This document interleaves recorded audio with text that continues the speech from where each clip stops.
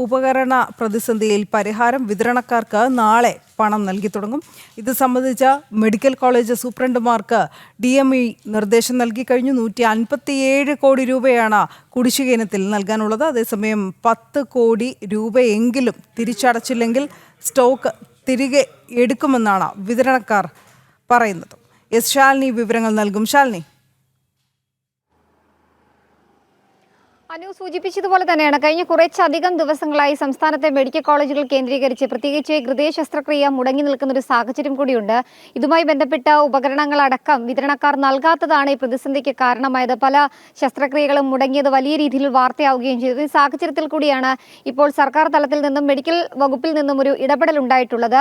അടിയന്തരമായി തന്നെ ഈ കൊടുത്തു തീർക്കാനുള്ള പണത്തിന്റെ പകുതിയെങ്കിലും കൊടുക്കാനുള്ള നടപടികൾ ഇപ്പോൾ സർക്കാർ നടത്തുകയാണ്. ഇതിന്റെ ഭാഗമായിട്ടാണ് തിരുവനന്തപുരം മെഡിക്കൽ കോളേജ് 11 കോടി രൂപ ഉടൻ തന്നെ നൽകാനുള്ള നടപടികൾ ആരംഭിച്ചിട്ടുള്ളത്. ഒപ്പം തന്നെ കോഴിക്കോട് മെഡിക്കൽ കോളേജ് 8 കോടി രൂപയും നൽകുമെന്നുള്ളതാണ് ഇന്ന് ചേർന്ന യോഗത്തിൽ തീരുമാനമെടുത്തിട്ടുള്ളത്.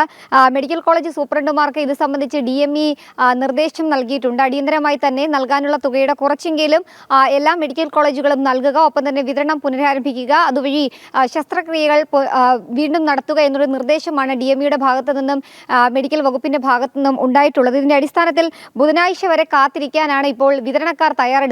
അതിനുശേഷവും ഈ പണം നൽകിയില്ല എങ്കിൽ നൽകിയിട്ടുള്ള ഈ ഉപകരണങ്ങളടക്കം തിരികെ എടുക്കാനും ഒപ്പം തന്നെ പൂർണ്ണമായും ഈ വിതരണം നിർത്താനുമുള്ള അല്ലെങ്കിൽ കരാർ നിർത്താനുമുള്ള നടപടികളിലേക്ക് വിതരണക്കാർ കടക്കുകയും ചെയ്യും. നമുക്കറിയാം സംസ്ഥാനത്ത് ഈ ഹൃദയ ശസ്ത്രക്രിയ നിർത്തിയതുമായി ബന്ധപ്പെട്ടും ഉപകരണങ്ങളുടെ ക്ഷാമവും അത് വലിയ രീതിയിലുള്ള പ്രതിസന്ധി ഉണ്ടാക്കിയിരുന്നു. തിരുവനന്തപുരം മെഡിക്കൽ കോളേജിലും കോട്ടയം, കോഴിക്കോട് അടക്കമുള്ള മെഡിക്കൽ കോളേജിലും കാര്യമായ പ്രതിസന്ധി ഇതുമായി ബന്ധപ്പെട്ട് ഉണ്ടാക്കിയ സാഹചര്യമുണ്ട്. നിരവധി തവണ ചർച്ചകൾ നടന്നു, അതൊക്കെ പരാജയപ്പെട്ട സാഹചര്യമുണ്ട്.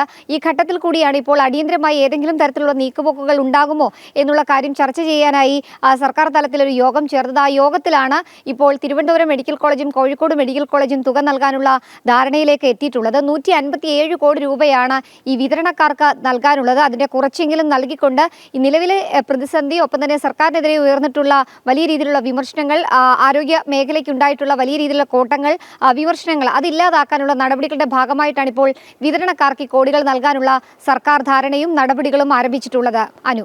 ശരി.